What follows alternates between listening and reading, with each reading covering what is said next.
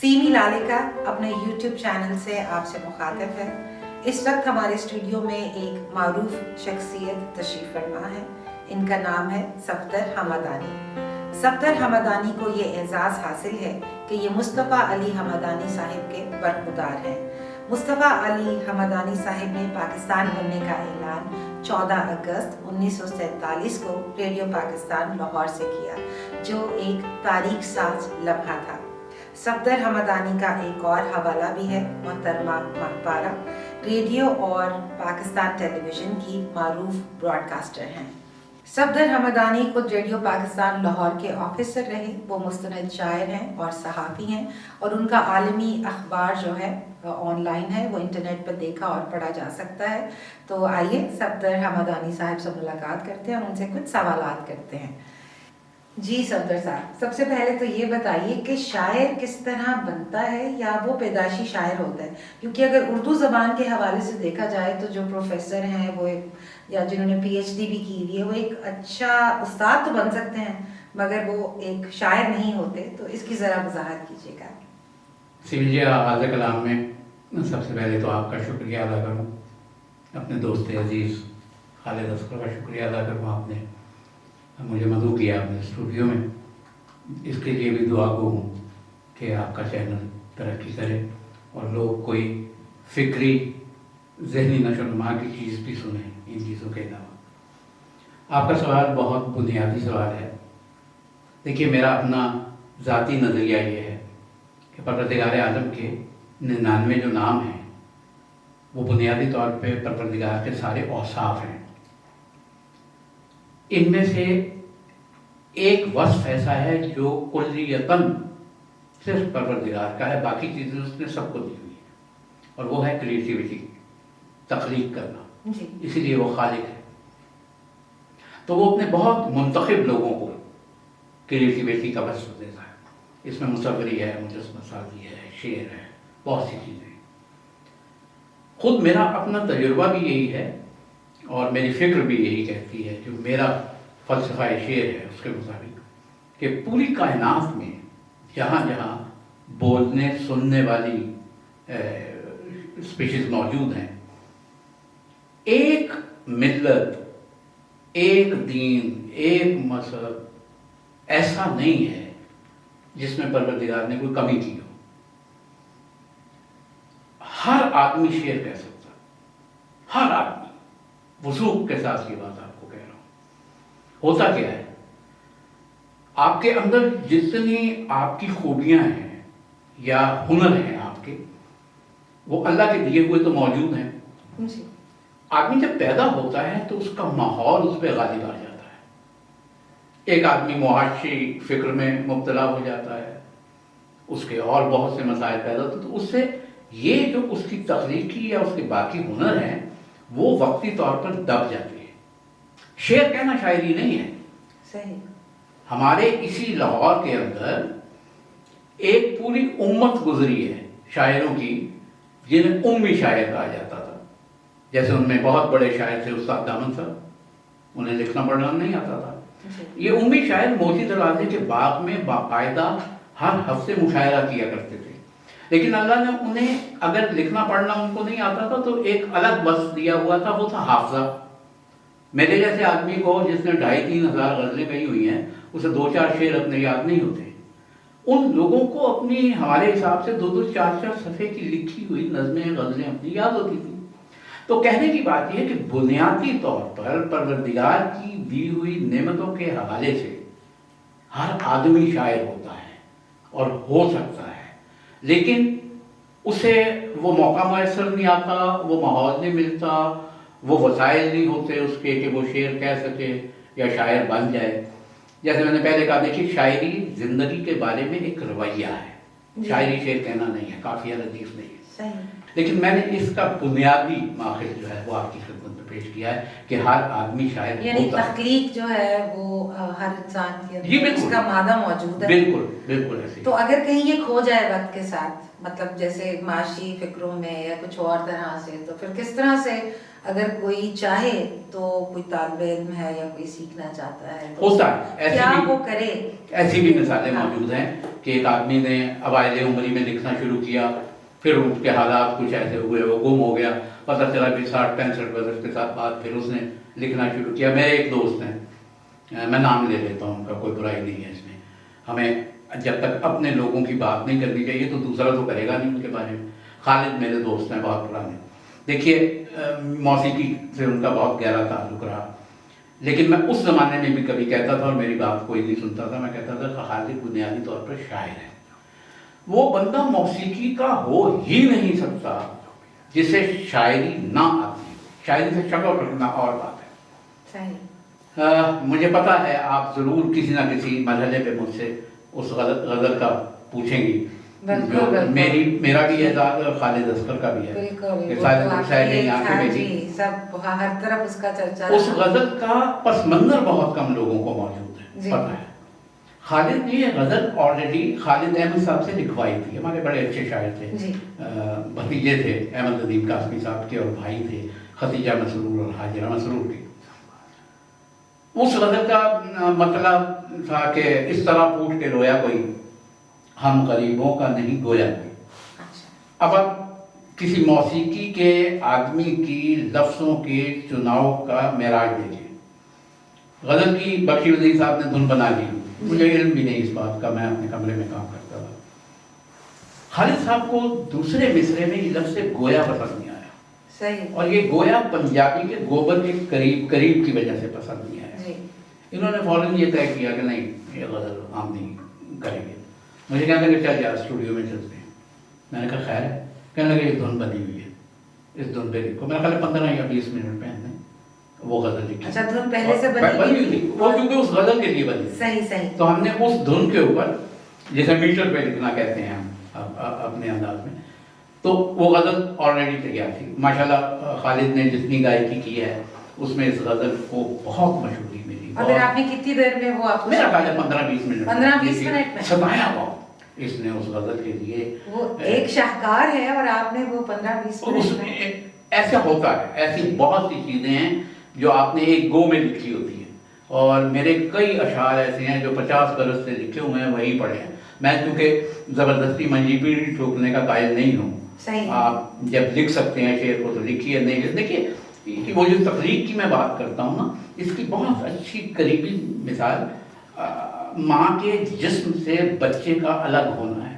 صحیح. وہ جو چیخ ہے بچے کی، جو پہلا روتا ہے، جسے ہم غزال کی چیخ کہتے ہیں، ہرنے کی.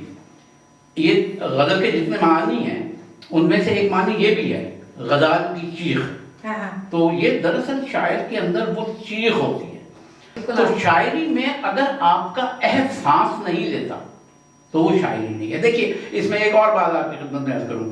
یہ جو بحث ہے نا کہ جدید اور قدیم شاعری، یہ بالکل ایک بے معنی سی بات ہے.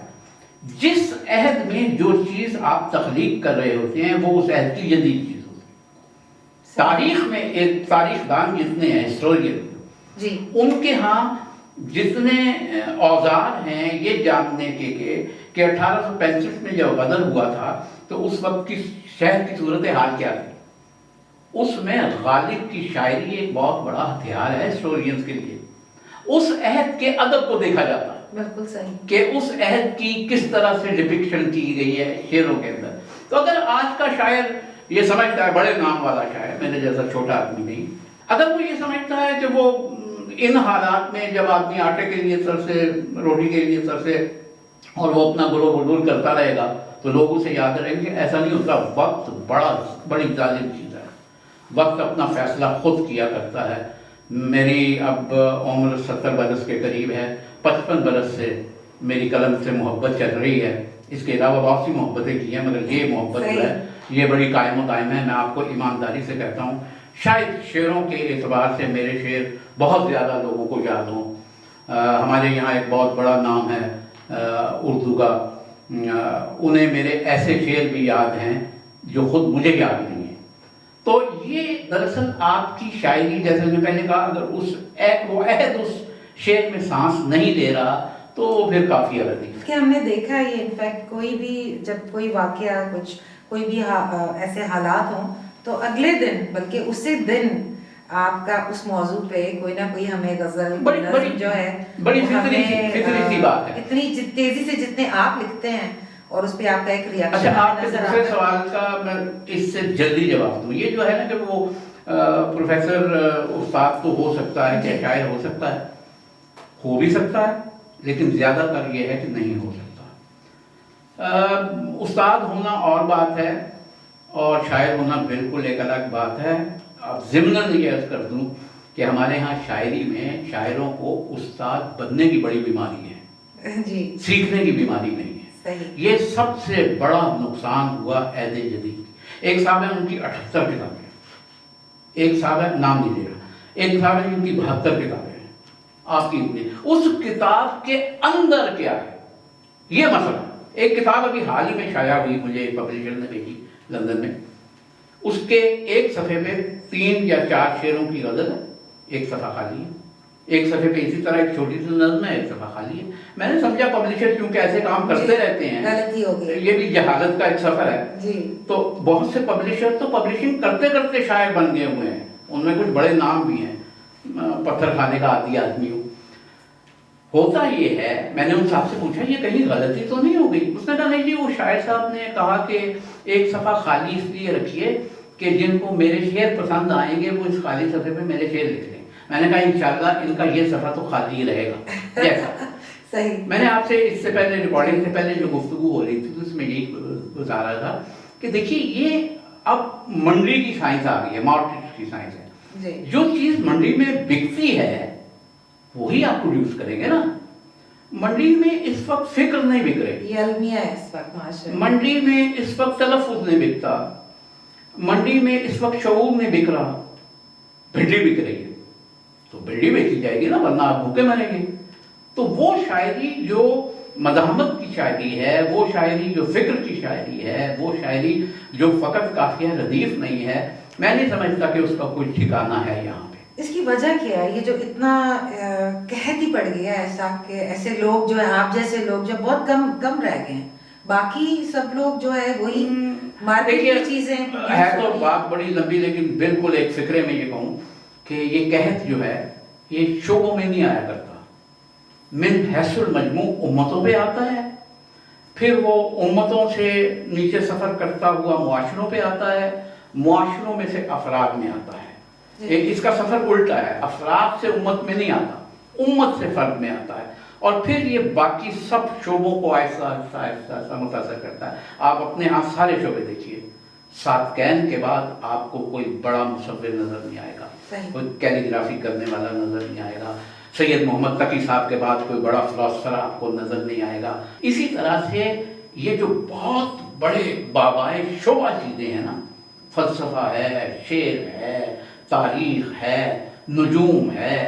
خسرو کی کبھی بات کریں گے، موقع ملا ہے تو آپ کو پتہ چلے کہ خسرو کے اندر ایک دنیا آباد تھی. جو آدمی 26 ہنر جانتا ہو، موسیقی غالب آ گئی نا اس کے اوپر، جو آدمی 26 ہنر جانتا ہو اس کو ہمارے اپنے شاعر آپ خسرو پڑھتے ہیں تو آپ کیا کریں گے ان کا علاج. لہذا یہ جو زوال ہوا ہے ہمارا، یہ کسی ایک شعبے کا زوال نہیں ہے، یہ امت کا زوال ہے. تو آپ کس طرح دیکھتے ہیں کہ کس طرح سے یہ سچویشن بیٹر کیسے ہو سکتی ہے؟ میں نہیں سمجھتا. دیکھیے میں لفاظی کرنے کا قائل نہیں. کیا ہو یا کیا کیا جائے، یا جو صاحب اختیار ہیں یا لوگ ہیں یا مائیں ہیں یا ٹیچرز ہیں یا کوئی کس طرح سے اس کو یوں سمجھ لیجیے. دیکھیے ہمارے جہاں تک اپنے وطن کا تعلق ہے، اس کی ترجیحاتی فہرست میں تعلیم ایگزسٹ نہیں کرتی. اگر آپ اپنا بجٹ دیکھیں تو آپ حیران ہو جائیں گے کہ صحت اور تعلیم پہ کیا رکھا گیا. اسی طرح اس کی ترجیحاتی فہرست میں فنون لطیفہ، فنون ختم ہو گیا، لطیفہ رہ گیا. تو یہ چیزیں ایگزسٹ جب نہیں کرتی تو ان کے بارے میں یہ سوچنا کہ یہ کب ٹھیک ہوں گی، دیوانوں والی بات ہے. تو یہ ہے کہ جو سکولز یا جو صاحب فکر لوگ ہیں ان کو یہ چاہیے کہ یہ فنون لطیفہ ہے، دیکھیے یہ یہ جو- ایسی چیزیں ہیں نہیں اس یہ جو کو واپس- صاحبان فکر ہے نا، جی یہ تو بیچارے وہ ہیں جنہیں آٹے روٹی کی فکر رکھی ہے. جی یہ مال والے لوگ نہیں ہوتے، مال والے لوگ بالکل الگ ہوتے ہیں. میں اس قابل نہیں ہوں کہ میں اپنی سی ڈی بنوا سکوں یا ڈی وی ڈی بنوا سکوں. دوست بہت سے ایسے ہیں جو بنا سکتے ہیں. میں نے آپ کو بتایا میری 2500 غزل ہے. ایک زمانے میں میری دوستیں جانتی ہیں کہ میں تنگ آ گیا تھا، میں نے فیس بک پہ اشتہار دیا تھا کہ میں اپنی غزلیں بیچنا چاہتا ہوں، دیباچہ فری میں لکھ کے دوں گا ساتھ. میں کہاں تک رکھوں انہیں اپنے پاس؟ پڑھنے والا کوئی نہیں ہے. کتاب جو ہے وہ شیلف میں آپ کے پردوں اور صوفوں کے کلر سے میچ سرے وقت کے ساتھ بکتی ہے. اس کے اندر کیا ہے کسی کو کچھ پتہ نہیں. میں گزشتہ برس جب آیا تھا تو یہاں کے بہت بڑے پبلشر ہاؤس میں گیا تھا. وہاں جب میں نے شیلفنگ میں کم از کم 100 کتابیں دیکھی اور 100 نام دیکھے تو میں نے اپنے دوست پبلشر سے پوچھا کہ یہ کون لوگ ہیں. اس نے کہا یہ پیسے والے لوگ ہیں، ان کا شوق صرف کتاب چھپوانا ہے اور بہت ممکن ہے کہ یہ کتاب کسی اور کی لکھی ہو. اچھا. تو ایسے میں ہم جیسے لوگ ہیں نا وہ دن میں کئی بار مرتے ہیں. چلیں بہت شکریہ، مگر پھر بھی میں یہ امید کرتی ہوں کہ جیسے آپ جو کام کر رہے ہیں کہ یہ تو مطلب کہہ لیں کہ ایک خوشبو کی طرح ہے اور اس نے زندہ رکھا ہوا ہے فن کو، کہ جو بات ہماری گفتگو جو لوگ سنیں گے ان کو یہ احساس ہو کہ فنون لطیفہ اور یہ جو چیزیں ہیں یہ معاشرے میں دوبارہ لانے کے لیے ہر ایک شخص کو اپنا کردار ادا کرنا ہے. ٹیچرز کو چاہیے جو لوگ سن رہے ہیں کہ وہ اس علم کو پھیلانے میں لوگوں کو آگے تاکہ وہ اپنا معاشرے تک لوگوں تک پہنچ سکے، اس کے لیے انہیں کام کرنا ہے. بہت بہت شکریہ. بہت شکریہ.